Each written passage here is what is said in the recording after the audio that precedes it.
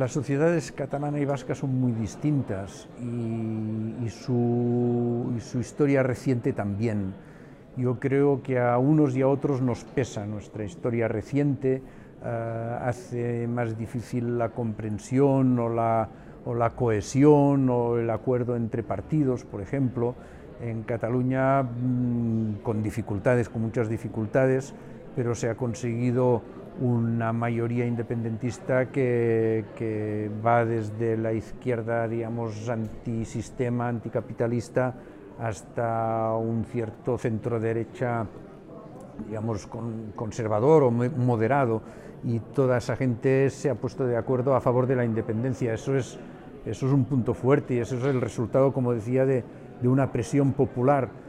Pero si no hay una masa y una transversalidad grande en el deseo de independencia, es muy difícil que se pueda avanzar.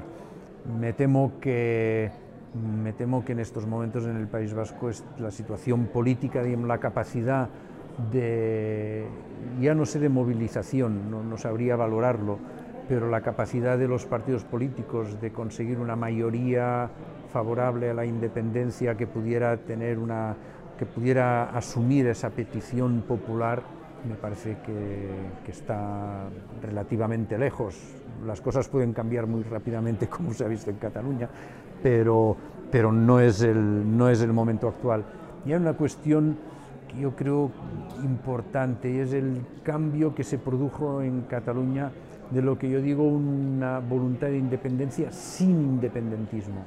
Se produjo una situación curiosa, que es en la que se pasó a pensar que merecíamos o que teníamos derecho a ser independientes, el derecho a decidir, sin tener que pasar por una militancia política o por un adoctrinamiento político. Yo conozco mucha gente que quiere la independencia, pero si les dijera si son independentistas, no sabrían exactamente de qué les estoy hablando. Como si a un español le digo si es independentista y me dirá que no sabe qué le estoy preguntando, pero por supuesto quiere la independencia, de manera que si les ocupan Perejil, se van ahí toda la armada a despejar Perejil, ¿no? Como no son independentistas, pero no lo ven, digamos, no es visto como algo natural.